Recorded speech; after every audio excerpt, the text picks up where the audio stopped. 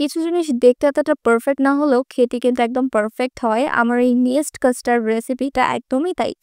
Don't জাজ এটা দেখতে ভালো হয়নি, তার পেছনে অনেকগুলো রিজন আছে। রিজনগুলো আমি পরে বলছি। আগে বলি আমি কিভাবে শুরু করেছি। একটা প্যানের মধ্যে পরিমাণ মতো ঘি নিয়ে নিয়েছি এবং তার মধ্যে সেমাইটাকে ভেজে নিতে হবে। সেমাইটা খুব ভালোভাবে ভাজা হয়ে গেলে এর মধ্যে কনডেন্সড মিল্ক দিয়ে দিতে হবে। কেউ চাইলে এখানে গুঁড়া দুধ এবং কনডেন্সড মিল্ক দুটোই ইউজ করতে পারেন। আমি যেহেতু কনডেন্সড মিল্কের পরিমাণটা বেশি দিয়েছি তাই অ্যাডিশনাল এখানে আমার আর গুঁড়া দুধের প্রয়োজন পড়েনি।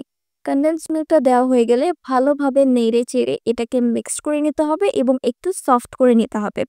যেহেতু সেমাইটা একটু শক্ত তাই এটাকে একটু সফট করে নিতে হবে। আমি দেখাই দেখতে কিরকম হবে, ঠিক এরকম একটা স্টিকি পর্যায়ে যখন চলে আসবে তখন এটাকে একটা সাইডে রেখে আমি নেস্টের শেপ দিয়ে নিয়েছি। আর এখন এটার ভেতরে কাস্টার্ডটা রেডি করব। তার জন্য আমি একটা বোলের মধ্যে কিছুটা কাস্টার্ড পাউডার নিয়ে নিচ্ছি এবং হালকা কুসুম গরম দুধ দিয়ে এই কাস্টার্ড পাউডারটাকে গুলিয়ে নিতে হবে।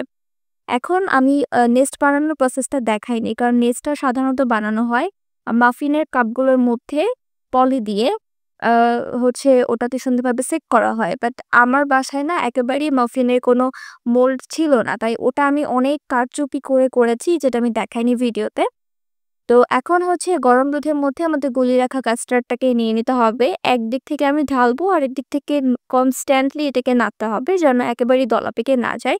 এটাকে কিছুক্ষণ নেড়েচেড়ে ভালোভাবে জাল করে নিতে হবে। এরপরে পরিমাণ মতো চিনি এবং স্বাদের জন্য অল্প একটু লবণ দিয়ে এটাকে একদম ঠিক হয়ে যাওয়া পর্যন্ত আমরা নেড়েচেড়ে মিক্স করে নেব।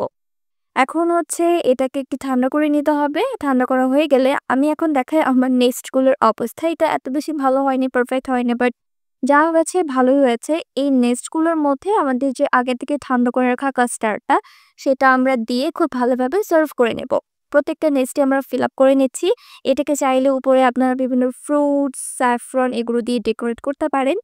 আমি আর ওই অ্যাডিশনাল ঝামেলায় যাই নাই। কারণ এই নেস্টের চেহারা দেখে আমার মুড এমনিই খারাপ হয়ে গেছে। বাট যেহেতু আমি অনেক কষ্ট করে ভিডিওটা বানিয়েছি তাই চিন্তা করলাম হোয়াই নট আমি ভিডিওটা আপলোড দিয়েই ফেলি। বাট এটার টেস্ট কিন্তু ভালো হয়েছিল। সো ডোন্ট জাজ বাই ইটস কভার।